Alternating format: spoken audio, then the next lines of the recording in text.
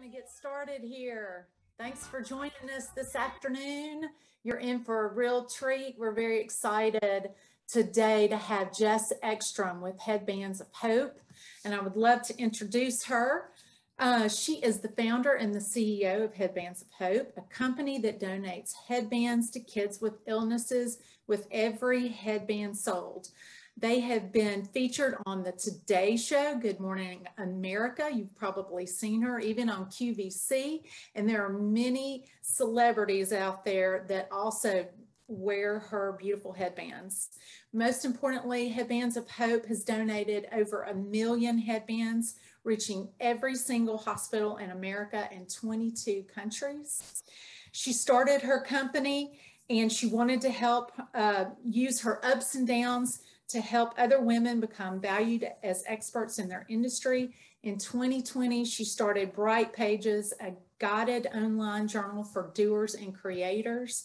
And she is the best-selling author of Chasing the Bright Side and creator of online courses and communities for women to become paid keynote speakers and get book deals.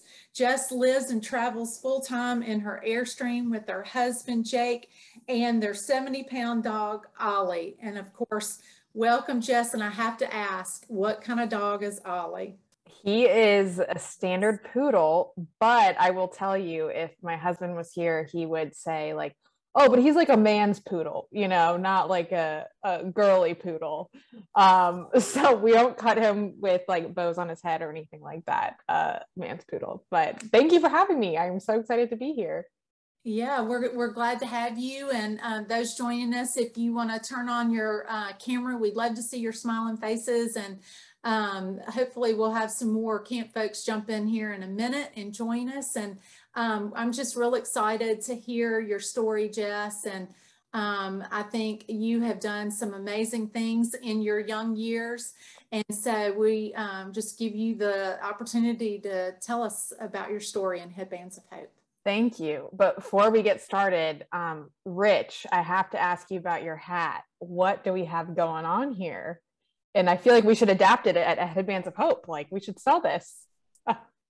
It's my monkey hat. We're doing a fundraiser at camp for my birthday this Sunday, and it's the Save or Shave the Stash. But right now we have the monkey tail beard going on. So I love it. So that's not a normal thing for you, the beard. This is my wacky hat for camp typically, but yes. Gotcha. So yes, it's a thing with camp and monkeys. I'm a big fan. I love it. Well, you're already using headwear for good, so this is going to be right up your alley. Yeah. But yeah, thank you all for coming. My name is Jess Eckstrom, and I'm the founder of Headbands of Hope. And typically I actually live in an Airstream trailer, but the Wi-Fi isn't that great in the trailer. So I'm stealing my friend's Wi-Fi in her apartment. But I started Headbands of Hope when I was in college. I went to North Carolina State University, and it started actually in Disney World. If you've ever been to Disney World, and they're like really obnoxious people that want to take your picture all the time. That was me. I worked in Disney World as a PhotoPass photographer, as an intern, and I worked in Hollywood studios and the Magic Kingdom, and it was my job to take people's photos and like scan their PhotoPass card. And my favorite thing that I got to do was I got to photograph kids that were there on their wish through the Make-A-Wish Foundation in Disney. And I got to photograph them, you know, meeting the princesses or seeing the castle for the first time. And I just absolutely fell in love with the foundation and just being a small part of their day. So I got back to school my sophomore year, and I interned for Make-A-Wish. And, you know, when I was there, I wasn't doing the most glamorous things. I wasn't like organizing huge events or, you know, calling Taylor Swift or things that maybe you think you would hope to do working for Make-A-Wish. I was doing a lot of behind the scenes work, you know, licking envelopes, calling doctors, fundraising. But it was the first time in my life where it really didn't matter what I was doing in that moment, because I was so clearly connected to why I was doing it. No matter how boring or tedious or tough a task was, I could draw a straight line to helping Make-A-Wish come true. And I'm sure so many of you feel that in your work every day at camp, everything might not be glamorous, but you know what that North Star is that it's ultimately pointing towards. So I started to have this kind of revelation at 18 years old, thinking that like maybe these lives and careers that we choose for ourselves doesn't have to be something where we clock in and clock out and get a paycheck every few weeks. It can be something when, our alarm goes off, we know that it matters that we're there. So it was towards the end of my internship, and they decided to give me a little bit more responsibility. And they assigned me a wish child. And they said that I could be the wish coordinator for it and plan the whole thing. And so I was really excited. And my wish child was Renee, and she wanted to go to Disney World, but specifically, she wanted to meet Sleeping Beauty. She was like very clear about the terms of the agreement. She like needed to meet Sleeping Beauty. She was a #1 fan. So I got to work, and I planned her whole trip in Disney and made sure that Sleeping Beauty was going to be there for their meals, and like made her this, princess appointment at the Bibbidi Boppidi Boutique and like all these fun things. I planned this going away party for her and all of her friends that was princess themed, and little by little, her wish started to come together. And unfortunately, about a week before she was scheduled to go on her wish, her cancer took a bad turn, and she started to have some symptoms flaring up, and it wasn't feeling well. And so they sent her to the hospital, and the doctor said that she was going to be too sick to go on her wish, and that she wasn't well enough. We were in North Carolina, where they couldn't fly or drive her that far of a distance to Orlando to go to Disney. And I remember being in the wish offices that day and just like hearing my boss on the phone talking to her family and talking to, Disney and all this stuff, and just canceling things. And I just remember thinking to myself, like, this can't be the story. This can't be how her story goes, because I believe that in life we have these things that we classify as experiences. Maybe, our flight gets delayed, or our neighbor's dog is barking, or there's a global pandemic that shuts everything down. All these things that happen to us that we can't control are what we can classify as experiences. But our story is how we internalize and respond to our experiences. So although we can't always control what happens to us or what cards we're dealt, we can control the meaning that we give to it and what role we decide to play. So I knew that I couldn't change the fact that she was sick. I couldn't change the experience of her not being able to go to Disney, but maybe I could help rewrite the story. So I went onto Google and I looked up local costume shops in Charlotte, North Carolina, and called a bunch of them. And one of them actually gave me a Sleeping Beauty costume for free. And a few hours later, I arrived on her doorstep dressed as Sleeping Beauty, and I tried to make her wish come true that day. And I brought her like a crown and this Sleeping Beauty dress, and read her the story of Sleeping Beauty, and spent like the rest of the afternoon that day with her and her family in character, and she totally bought it. And it was just one of the, like, whenever I think about it, it's just one of the clearest before and after moments of my life. I mean, everything that I, as an 18-year-old, you think that you're so sure of who you want to be and what you want to do and what your career is, just changed in that one single moment, and just that split second of courage to try to change the story, and ended up changing mine. And one of the things that I had noticed that day was girls like Renee, who would lose their hair to chemotherapy, loved to wear headbands. And I think that, that was the initial spark that flickered inside of my head. But I think like sometimes what a lot of people forget, and I'm sure a lot of you being in the line of work and being in charity and giving back know so well, but what's important to remind people is that when you have an idea for something good, usually it comes from something bad. You know, whenever we think about any great movement or change that has happened in history, it's because people needed help. And so hard times really give us that choice. They can be the excuse as to why we do less, or they can be the reason as to why we do more.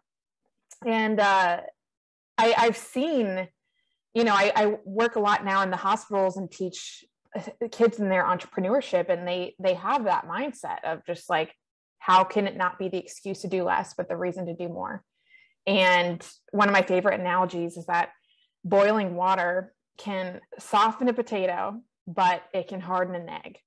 So it's not as much about the circumstance that we're in as sometimes as it is about the subject, as it is about who we are. And so I remember thinking, like, I didn't want Renee to be the excuse. I wanted her to be the reason. And I had noticed that they loved to wear headbands. A lot of the kids, boys and girls, they didn't want to sometimes cover up their heads. They wanted to just feel good about themselves and feel like a kid again. And so I would see them wearing headbands. And I went onto Google and I literally looked up headbands for kids with cancer, and I nothing was coming up. And I think that that's kind of the moment where you decide to, if you're going to be an entrepreneur, is when you realize that there's a need that isn't being met, and you're looking for something that you can't find. And you think to yourself, well, maybe if I'm looking for it, then there's other people that are too. And so I think at its core, entrepreneurship is really not a lot of the fancy things that we put around it, but rather just creating what we wish existed. So I call it the dumbest, smartest moment of my life. I was like, I could do this. And at junior in college, I started Headbands of Hope. And the idea was for every headband sold, one is going to be given to a child with cancer. And I needed a logo. And I went to the graphic design school at my college and went to a class that I was not in, and waited for the class to get out and introduced myself to the teacher, and was like, you know, what would be a great idea is if for your next class assignment, you know, everyone had to create me a logo, and I picked the best one. And she went for it. So that's how I got my first logo. I needed a business plan. I literally looked up like any professor that was smiling in their photo in the business school and asked them for 15 minutes of their time, and went in. I'm like, okay, what are taxes? And, you know, how do I do this? I needed someone to build me an e-commerce website. So I met with computer design students, you know, every day for lunch, and for them to teach me Shopify. And I paid them in Chipotle burritos. And so little by little, you know, things with Headbands of Hope started to come together, not by focusing on what I didn't have, but trying to focus on what was right in front of me. And I think as kids and, you know, even as teens, it's easier to do because we don't have data as to what exists. So we're not really thinking about what else is out there. As adults, that gets harder to do.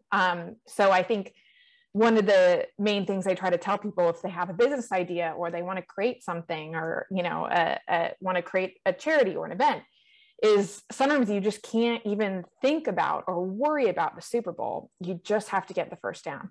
And what is it that I need to do today? Because when you can think about all the long list of dreams and plans, it can overwhelm you. And most of the time they're going to change anyway. So I launched Headbands of Hope April 25th, 2012. My first order was from my mom, and my second order was from my grandpa after he called me to figure out how to work the website. So it was definitely not fire right out of the gate. And it took a few years for Headbands of Hope to, for the rubber to meet the road. And sometimes you still wonder, like, is this where we should be? But, you know, I remember the first time I got an order from someone on the website that I didn't know. And I had, this is when like blogging was really popular. And there was like Fitness Magazine that I subscribed to. There was an article that was like 5 bloggers that are on the rise. And so I reached out to every single one of them. I'm like, hey, I'm starting this company called Headbands of Hope. And Ed offered to send them all headbands. 2 of them replied to me, and 1 of them posted on our blog. And that day was the day I got like, you know, $500 worth of orders from people that I didn't know. And that was that validation that I needed, that someone out there was believing in this, not because they knew me, but because they believed in what I was doing. And then I decided to start donating headbands before I actually sold enough to donate, because I wanted to make sure that I was getting the right styles, I was getting what they wanted, and getting and just being able to be out there and give back in the hospitals. And I remember getting a letter from one of the first donations a few weeks later, and it was from a mom. And she told me that her daughter was in remission and that she was going to be starting kindergarten soon, but she had been really nervous about starting kindergarten. And because her hair still hadn't grown back yet, and she was afraid that people in her class would make fun of her. And she got her headband in the hospital that day, and she came home and started laying out her backpack and all her school supplies. And she was like, "Mom, when are we going to kindergarten?" And I still have that letter. And I still have now thousands of letters and pictures that we get from families and hospitals, as I'm sure all of you do as well. I call it my smile file. Whenever I'm having a tough day, I open my smile file and see, you know, why we started, which I'm sure all of you, sometimes I'm like, why am I doing this? And you have to remind yourself. So today we've almost donated 1 million headbands to kids with illnesses. And it's been an amazing journey. As Jennifer was saying, some of our milestones, we are carried in about 2,000 retailers. We're going to be on The View next week, so stay tuned. We've had celebrities wear our headbands, like Leah Michelle and Lauren Conrad, and even the Kardashians, which that can be good or bad news, depending on where you are on the Kardashian spectrum. Don, I feel like you're a fan, but I'm just taking a wild guess here. Oh, yeah. And but most importantly, you know, we've been able to donate headbands to every children's hospital in America now in 22 countries. But something that we started doing a few years ago, which is why I'm so grateful to speak to all of you tonight, is we made our first donation to Victory Junction, which I'm sure some of you are aware of that camp that's in North Carolina, close to us. And I realized that growing up, for me, camp was a huge part of my childhood, and every summer, and meeting new people. And like, I think I had my first like boyfriend in middle school at camp, and, you know, learning sports. And it was such a big part of just being a kid. And one of the things that we try to do at Headbands of Hope, and we want a headband to just be a reminder and a symbol of hope, and just like make kids feel like kids. And camps really are able to do that. And so being at Victory Junction and seeing all these kids that are typically limited back at, you know, schools or in their communities, being able to do anything they want was truly incredible. So we've gone, you know, year after year, and it's gotten bigger and bigger. And some things that we've done with Victory Junction that I think could be really amazing to do with any of your camps. One, we have big donation days where we come, and we actually, one time for the boys, we actually attached their bandana headbands to parachutes and parachuted them down for them to pick up. We've done scavenger hunts where they can find their headbands. But my personal favorite that we do is DIY headband days, where we have these bandanas that are like coloring books, where they can actually design their own headbands and color them in. And then on the flip side of that, we want to help use our products to raise money for your camps. So we've done custom headbands for Victory Junction when they have 5Ks or fundraisers, that we'll sell it to you at wholesale price, sell it to your people at full retail, be able to not just raise money for your camp, but also, of course, we're going to match that donation in headbands back to your camp. So some really great ways that we would love to continue to work with camps, because we know the impact that they have, and we've been able to see it firsthand. Actually, one girl that I met at Victory Junction was a flower girl in my wedding. That's how much we got along. So yeah, I am been so grateful to speak to all of you, and I would love to answer any questions that you might have, or even expand upon some of the ways that we can work together. Jess, that is an amazing story. And, you know, your story kind of parallels our camp member's story, because, you know, when they're training their volunteers to come to camp, these volunteers think they're going to walk into the camp and make a difference in the life of the kids. When it's like your story, how you went and dressed up and surprised the little girl at home as the Disney princess. You know, our volunteers leave camp as changed people, and a lot of them at times are also in college, and they realize, you know, oh, I don't want to be a lawyer. I want to go be a wildlife specialist and work with pediatric oncology patients. And, you know, camp truly does change lives. And so I love how your story really paved the path for what you were going to do and the person that you are today. I think that's awesome. Thank you. I appreciate that. One question I wanted to ask before I let everybody else jump in. I know some of our camps at times, Jess, also have other companies or businesses within their state or their community that also do fundraisers for camp. Yeah. So have you had experiences like that? Yeah, absolutely. And there's a couple different ways that, you know, we can do that. Is we can, like I said, create those custom headbands that they can sell that have the camp branding, or even just the camp colors. That's something that we did with Victor Junction that we felt sometimes almost worked better than really making the logo big on the product, where if it had the camp colors and more in a cool pattern or design with just like a little emblem of a logo, that boutiques can carry, local businesses can sell. And if you're doing a 5K or some sort of registration, including it in the price of the registration, or including it as an incentive for the first 50 or 100 people to register will get a headband from Headbands of Hope.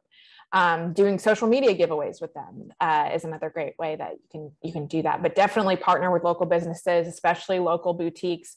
We would love to talk to them about one of the things that we do with boutiques is they get to pick where their headbands are donated. And so if there's a local store that is selling, you know, 50 headbands in their store, they could have a sign that it is going back to this camp in this community, because we want to make sure that the donations are localized. So if someone is buying it, you know, in Madison, Wisconsin, that it's going back to a child in Madison, Wisconsin. Awesome. So what questions does everyone have? Someone, Beverly said, have you heard of A Moment of Magic? And we are big fans of them. We've done quite a few partnerships with them where they bring headbands and their princess costumes and deliver them for us. And so I love that organization. It's really cool. That's cool. But yeah, happy to answer any other questions, or if you can't tell already, I'm pretty much an open book. So I want to know, I'm going to ask another question. Sorry. Yeah. I want to know, what's your favorite headband? I can't even imagine how many headbands you have created over the years, but what's your favorite? Well, my new one is what Rich is wearing, but once we get that in the store, the tube turbans that we sell, this is what we have, like, this is our #1 seller and what we have the most assortment of.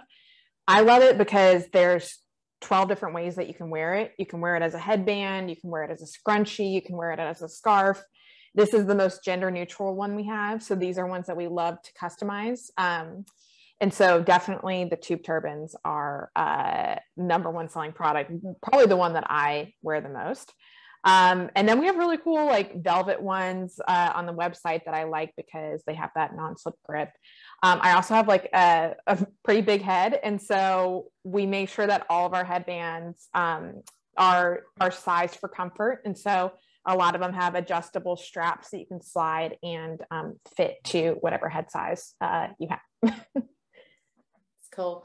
Well, I like that headband too, because, you know, we have a lot of kids that are brain tumor patients who have through surgeries, and a lot of times they're very self-conscious about the scars on their head. And so yeah, you can really make it as big or as small as you want. And that's the other part I like about it, is you control the width. We also have these new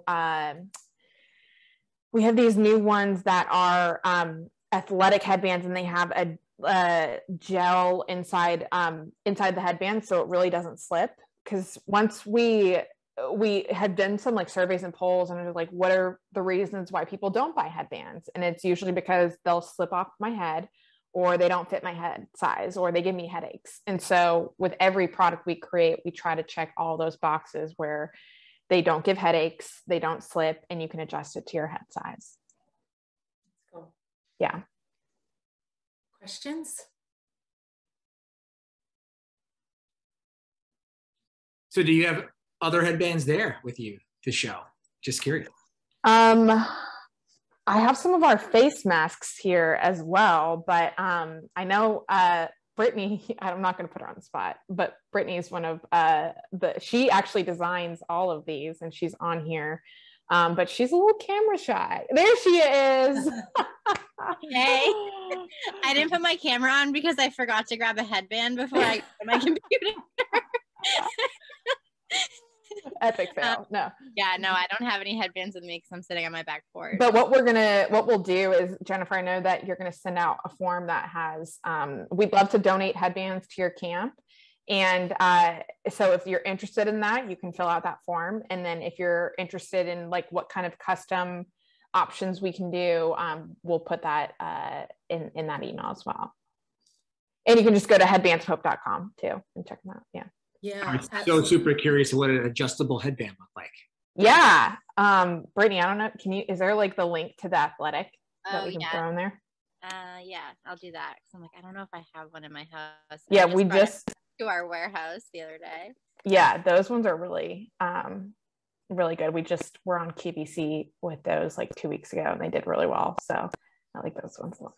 And so, Jess, I know some of our camps do like fall retreats for their teenagers and have holiday parties. And so would that be a possibility of getting headbands for those events? Absolutely. We would love that. And, you know, one thing we want to always be conscious of is catering to the teen community too. Because we've noticed in hospitals that it's either like you're playing with blocks or you're in, you know, the adult section. And so we want to make sure that we have some really like fun and interesting, trendy styles for teens to wear as well, where it's not just like, you know, ribbons and bows. That's cool. As you know, most of our camps provided virtual camp sessions this summer, but next year we are really hoping to be 100% back in person for camp. Have you ever visited any of our camps? Did you go to Victory Junction at some point? We went to Victory Junction pre-pandemic, like 5 summers in a row, where it became like it became embedded into their programming, where it's like, you know, 5 more days until Headbands of Hope gets here, because we made it like an all-day event, from the delivery to the headbands, to the design, like the coloring, the customization.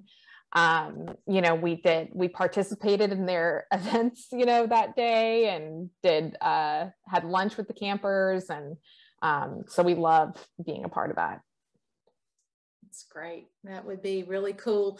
You know, another thing comes to mind, knowing that you have encouraged and mentored women. Mm-hmm. I think even in a camp setting, you were talking about the teenage girls, how great it could be for you to even talk to teenage girls. Yeah. About, you know, being an entrepreneur and not being afraid to do something that you don't know anything about.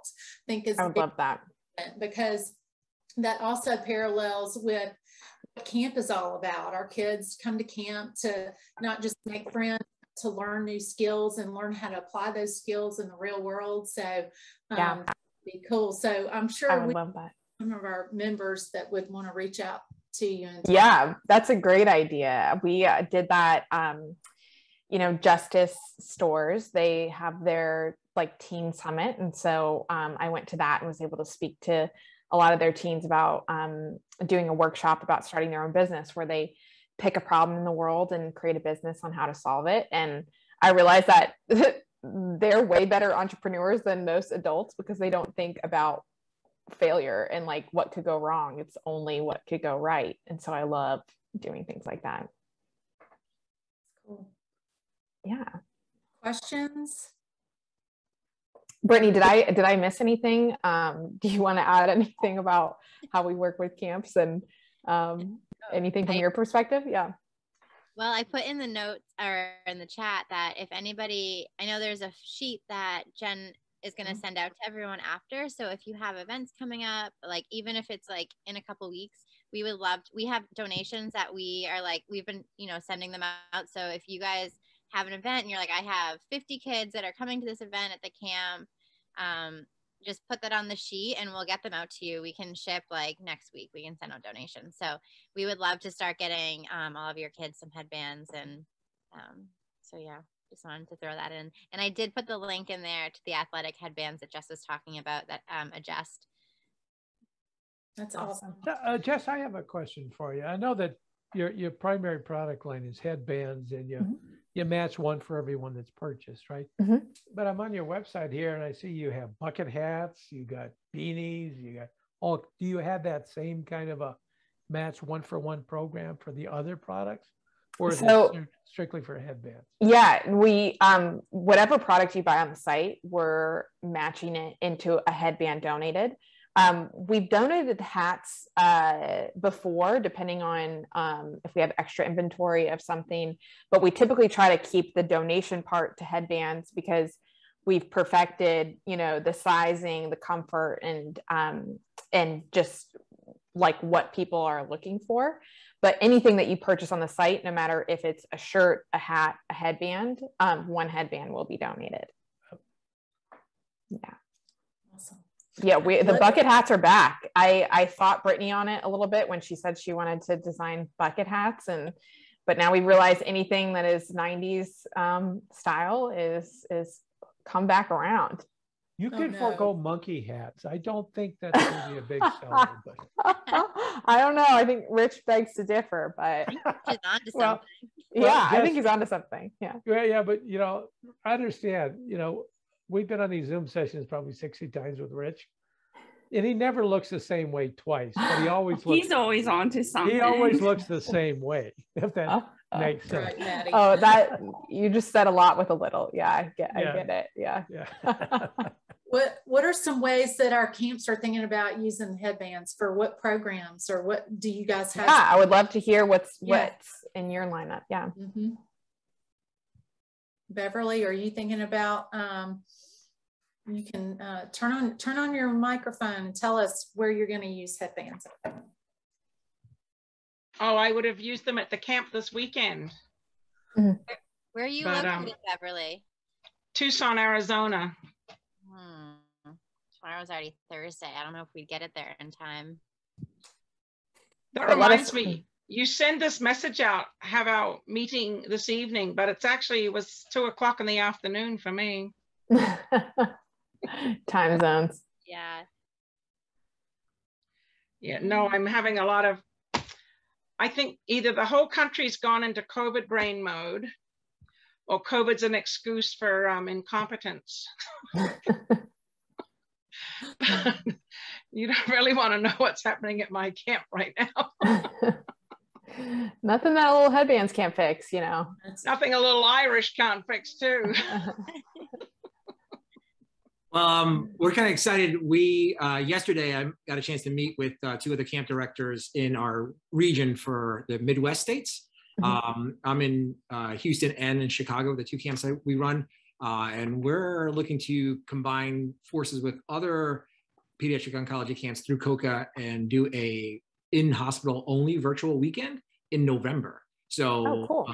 We would love to reach out to you and see how that looks, because we don't know what our numbers will be like, but it'll be purely in-hospital only.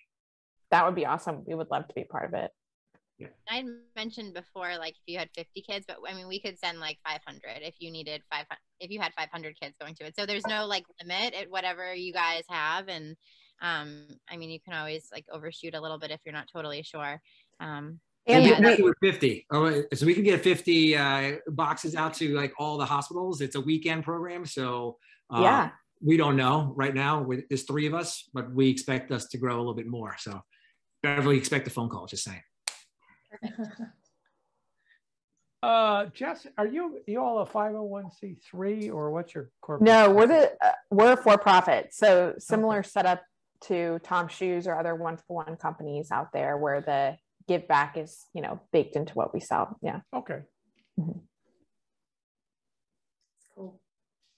And one thing to note too that I just thought of is, if there are siblings in attendance, we don't want the child to get a headband and a sibling not to get one. So we want to make sure that they're distributed to siblings as well, because they're going through something too.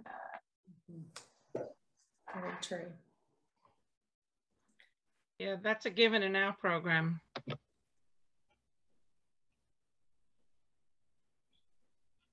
It's awesome. I will definitely say both our camps run patients and SIBs, and the camps that we talk to are patients and SIBs as well. So that's awesome. Very good to hear. So thank you. Yeah, absolutely. Hey, awesome. Rich, my daughter just moved to Chicago. You ought to recruit her. She grew up in Camp Sunrise and Sidekicks here in Arizona. Let's chat. You got it. So one more question for you, basically, and you mentioned your leadership programs and what you've done. What has that looked like, and what? And then honestly, I just really want to know, what did the parachuting headbands look like? I'm a little boy at heart, so parachutes. Yeah. You said I got lost. I'm like, I heard scavenger hunt and parachutes. Those two things. I was immediately like, how? Totally. So at Victory Junction, they have a gym that had like a balcony above it. So we had all the kids down on the gym floor, and we had rolled up, the headbands into balls like this and attached parachutes, so we would throw them down and they would catch them. And then I believe with the scavenger hunt, we put them I think it was like in Easter eggs, and just kind of hid the eggs all around, and they opened it up and there was headbands in there. I'm trying to think of any other fun reveals that we've done. Brittany, because we did the DIY flower crowns one year where the kids can make their own flower crowns, and then the coloring book headbands. Yeah, we had them all set up in their lunchroom. So when they came in for lunch, they had headbands on there, and then we kind of did DIYs, and it was really fun. And we had to sing along with them. That was like the best. Yeah, I did not sing, but yeah. No, we didn't sing. Yeah. Rich, what was the other question that you asked? Am I forgetting, or was that it? Your entrepreneurship conversation. Your I guess your young adults and teens. Yeah. So I haven't done this at a camp before, but I've done it for some other kids programs. And basically, my theory is that entrepreneurship, the best kind of entrepreneurship, is about solving problems. And so having the kids kind of list out the problems that they're passionate about, that they see, whether it's in their schools or their community, and what's an idea that how they could solve that problem through a business, and write up draft up a business plan and share it with the group. And then some of them have even gone to and pursued it.